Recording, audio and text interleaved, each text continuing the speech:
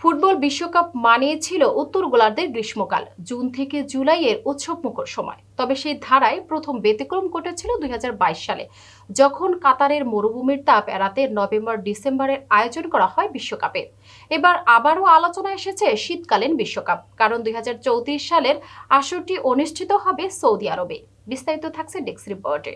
ফিফার এক প্রতিবেদনে বলা হয়েছে, সৌদি আরবে অক্টোবর থেকে এপ্রিল পর্যন্ত আবহাওয়া তুলনামূলকভাবে সহনীয় থাকে।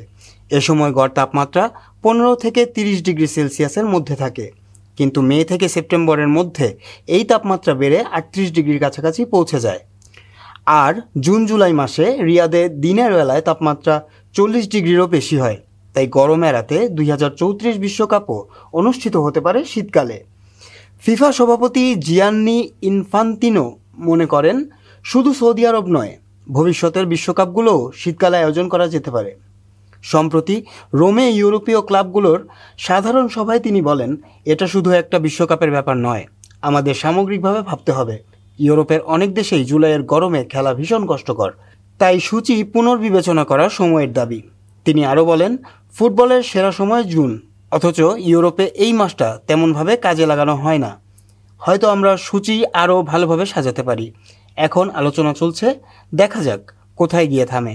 দরকার শুধু সবার খোলা মন। ইনফান্তিনোর মতে পৃথিবীর আবহাওয়া বৈচিত্র্যময়, কোথাও গ্রীষ্ম, কোথাও শীত। তাই একই সময়ে বিশ্বব্যাপী ফুটবল আয়োজন সম্ভব নয়। তার ভাষায়, আপনি যদি চান সারা বিশ্বে একই সময় খেলা হবে, তবে সেটা মার্চে বা অক্টোবরে করা যেতে পারে। ডিসেম্বর মাসে এক জায়গায় খেলা সম্ভব নয়, আবার জুলাইতে অন্য জায়গায়। বর্তমান আন্তর্জাতিক ফুটবলের সূচি 2030 সাল পর্যন্ত নির্ধারিত। আগামী বছর যুক্তরাষ্ট্র, কানাডা ও মেক্সিকো যৌথভাবে আয়োজন করবে পুরুষদের বিশ্বকাপ। জুন জুলাই হবে সেই আসর।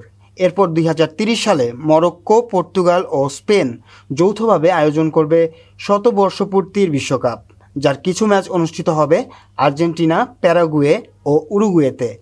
এর পরের আসর 2034 সালে অনুষ্ঠিত হবে সৌদি আরবে, যেখানে শুরু হতে পারে ফুটবল বিশ্বকাপের ইতিহাসে এক নতুন অধ্যায়।